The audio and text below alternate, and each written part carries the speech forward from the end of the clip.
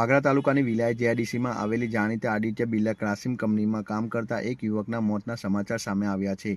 આ ઘટના અંગે વાગરા પોલીસ સ્ટેશનમાં અકસ્માત મોતનો ગુનો નોંધી વધુ તપાસ હાથ ધરવામાં આવી છે.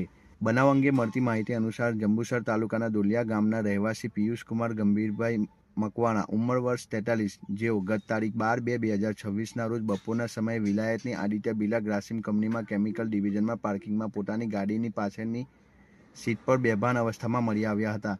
ઘટનાની જાણ થતાં જ કંપનીના ફાયરમેન અને સિક્યોરિટી ગાર્ડે તાત્કાલિક તેમને સ્ટ્રેચર દ્વારા કંપનીના પ્રાથમિક સારવાર કેન્દ્ર ખાતે લઈ ગયા હતા. ત્યાંથી વધુ સારવાર માટે એમ્બ્યુલન્સ મારફતે ભરૂચની ખાનગી હોસ્પિટલમાં ખસેડવામાં આવ્યા હતા, જ્યાં ફરજ પરના તબીબે તેમને તપાસી મૃત જાહેર કર્યા હતા. આ મામલે રઘુસિંહ ભગવાનસિંહ મકવાણાએ વાગરા પોલીસને જાણ કરતા પોલીસે અકસ્માતના મોતનો ગુનો દાખલ કર્યો છે. વાગરા પોલીસ આ ઘટના પાછળના ચોક્કસ કારણો જાણવા માટે વધુ તપાસ કરી રહી છે.